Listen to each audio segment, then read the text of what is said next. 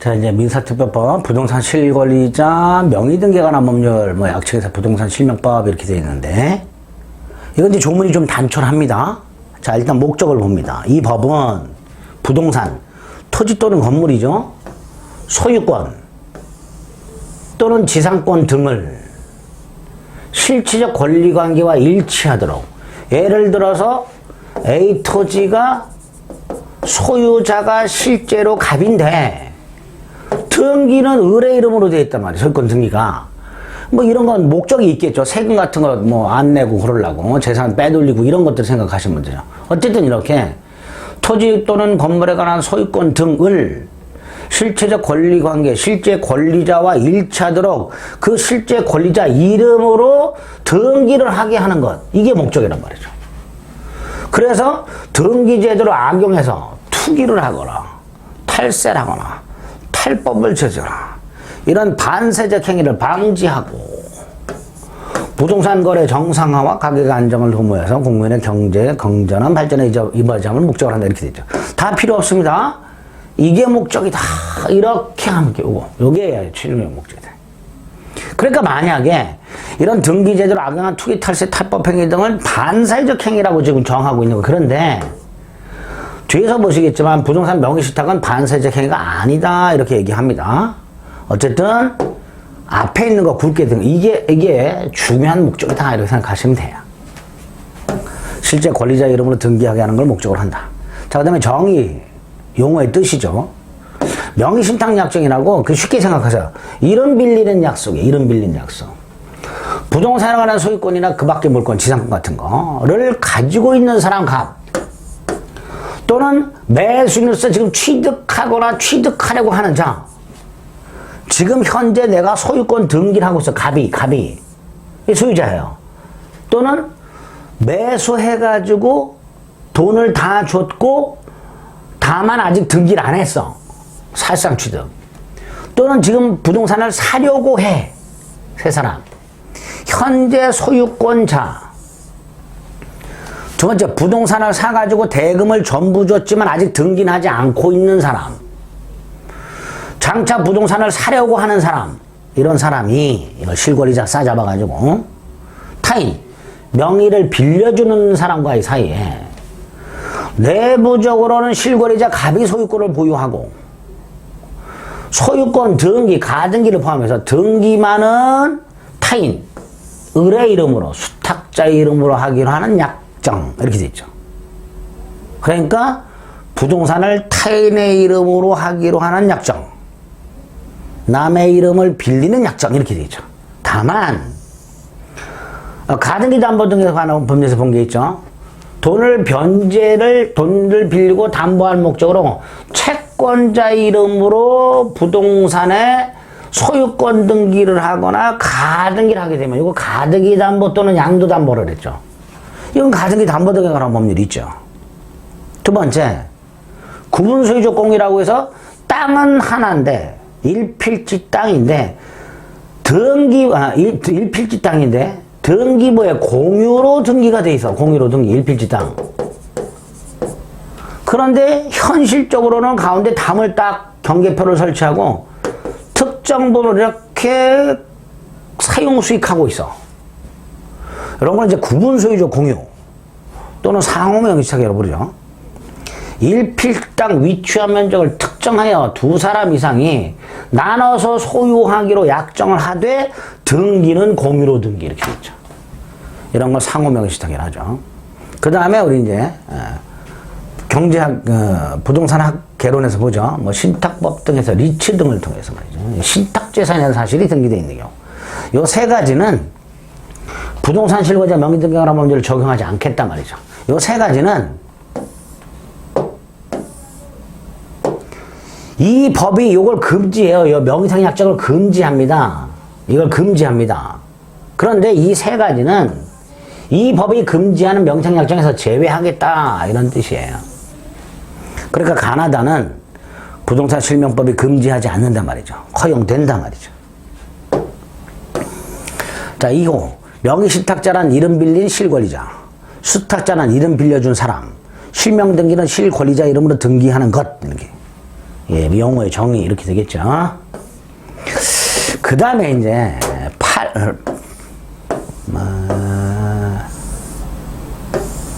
쭉 보다 보면 이거 금지하지 않는 거 3개가 있죠. 허용되는 거, 부동산 실명법이 적용되지 않는 거 3개가 있었고요.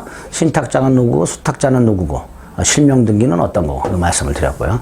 그럼 이제 3조 부동산 실거래자 명의등기가 관한 법률이 적용이 되면 이렇게 났어요. 누구든지 토지에 관한 소유권을 1인 빌린 약정에 따라서 다른 사람 이름으로 등기해서는 절대로 안 된다. 이게 아주 대원칙이죠.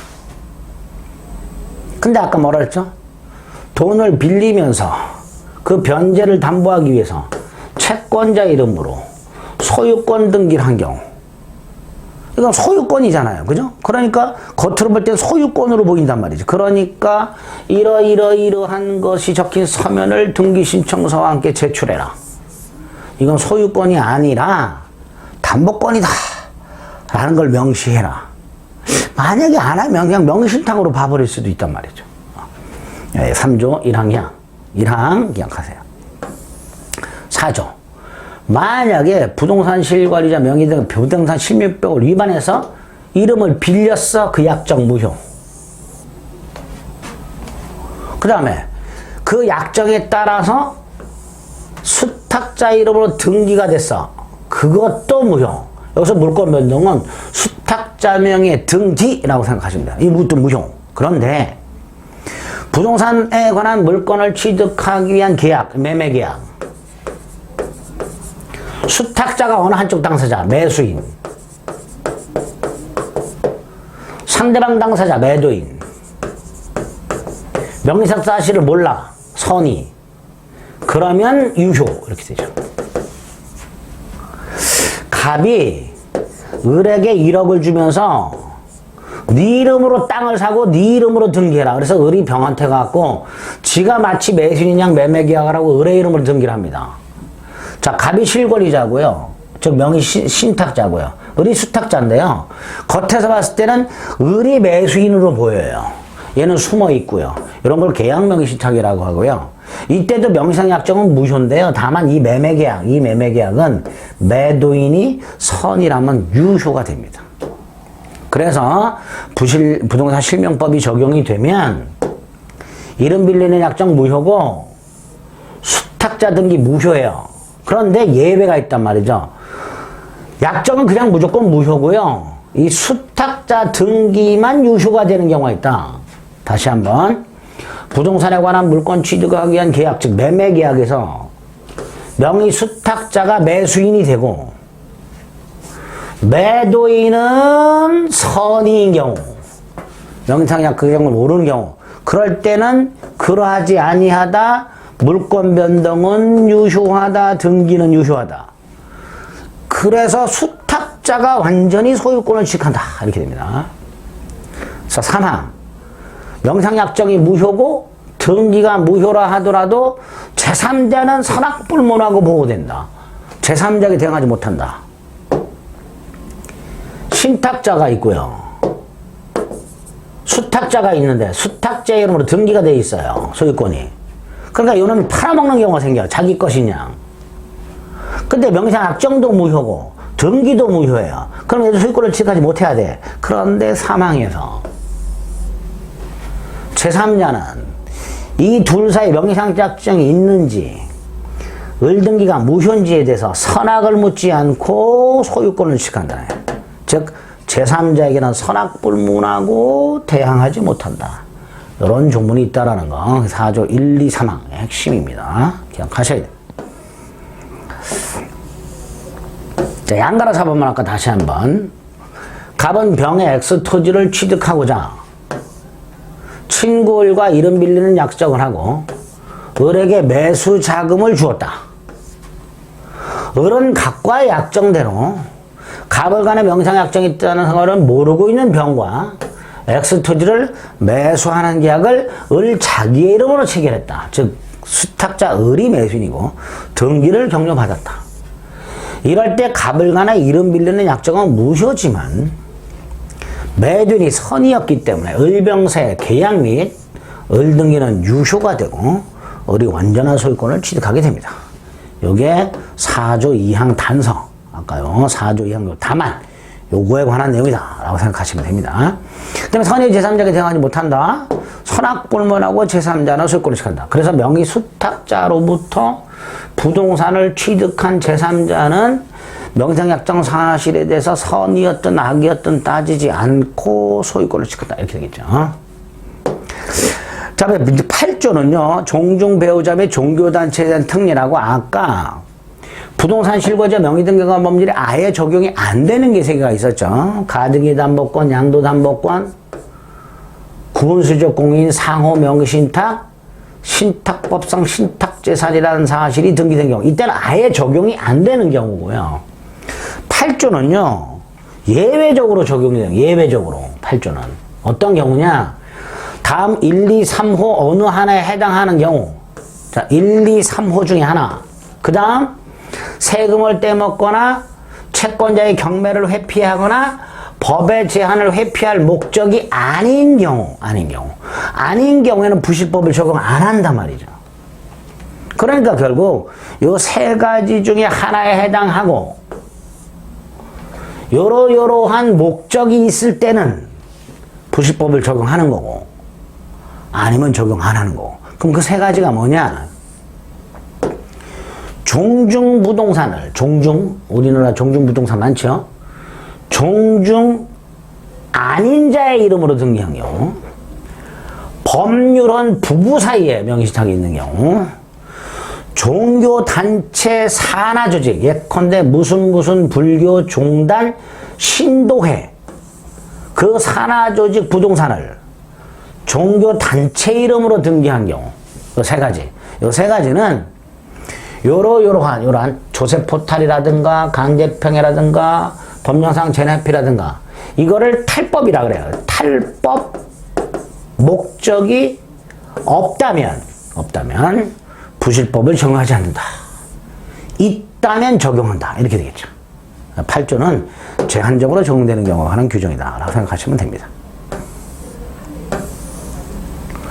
기출문제가 있네요. 부동산 실거주자 명의등기 관한 법률에 관한 설명으로 옳은 것을 골라라 라고 되어 있습니다. 소유권 이외의 부동산 물건의 명의신탁은 동법률에 적용을 받지 않는다. 받지요? 아까 지상권 등도 받는다 그랬죠? 돈을 빌리면서 그걸 담보하기 위해서 돈 빌려준 사람 이름으로 소유권 등기한 경우 양도담보죠. 이거는 동법, 즉 부동산 실명법이 금지하는 명의약정에서 제외한다 그랬죠. 제외한다. 이런 식으로 질문하는 거예요. 자, 양자간 등기 명의신탁이 되어 있습니다. 이거는요, A 토지가 갑소유고요. 현재 갑인데, 갑이 을과 을의 이름을 빌리하고 등기를 이렇게 넘겨주는 거예요. 갑이 소유권자로 등기되어 있다가 갑이 을에게 등기를 넘겨주는 게 양자간 명의신탁입니다. 이때 이 명상약정이 무효입니다. 부동산 실명법이 적용이 되면 명상약정은 무효라 그랬고요. 무효인 약정은 해지를 못해요. 해지를 못하니까 해지를 이유로 뭐뭐 할 수도 없다가 되죠. 해지라는 건 유효한 약정을 해지하는 거예요. 무효 약정은 해지를 못합니다. 그러니까 해지를 원인으로 뭐뭐 할 수 없다. 이렇게 됩니다. 3번은 거의 공식처럼 생각하시면 돼요.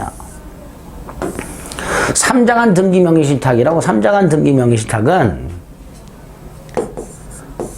신탁자가 이름 빌린 사람이 매매 계약을 해요. 매매를 하고요. 을의 이름을 미리 빌렸잖아요. 이름 빌리는 걸 뭐라 했어요? 명의신탁 약정이라고 했죠. 다시 한번. 신탁자 갑이 매매 계약을 하고요. 그 다음에 미리 수탁자 을의 이름을 빌리기로 약정을 한 상태에서 매도인에게 부탁을 해가지고요. 등기를 이렇게 막바로 넘겨주는 거. 이게 3자간 명의신탁이에요. 3자간 등기 명의신탁이라고 합니다. 자, 이 경우에 매매는 유효하지만 명상약정 무효고 등기 무효예요. 그런데 을이 이 상태에서 이렇게 스스로 등기를 넘겨줘요. 소유권 등기를. 그러면 실권리자 이름으로 등기가 이루어진 거죠. 그러니까 그 등기는 유효하다 이렇게 되겠죠. 3자간 등기 명의신탁에서 수탁자가 스스로 신탁자에게 등기를 넘겨주면 실권리자 여러분 일단 등기가 됐으니까 그 등기는 유효하다 이렇게 처리하는 거죠. 그다음 명상약정 무효, 등기 무효는 선악불문하고 제3자에게 대항할 수 없다 그랬죠. 이런 식으로 문제가 나오게 됩니다. 부실법은 조문이 간단하고요. 이 조문을 기본으로 해서 특히 기본서에 명의상약정 유형 3가지, 2자간 명의신탁, 3자간 명의신탁, 계약 명의신탁, 이걸 요 부실법 조문 가지고 어떻게 처리하고 있는가를 여러분들이 훈련을 통해서 문제를 통해서 자꾸 반복해서 숙지를 하셔야 됩니다. 그 기본이 되는 게 조문, 지금 확인해 드린 것들입니다. 이렇게 조문이 되어 있다는 거 확인하시고 요거 가지고 사례 형태로 훈련을 해 주시면 되겠습니다. 됐죠? 그래서 부실법까지 민특법 조문들을 살펴봤습니다. 근데 주임법하고 상임법만 남았고요. 그거는 개정 여부를 보고 나서 한번 다시 촬영해서 여러분들에게 제공해 드리도록 하겠습니다. 고생하셨습니다.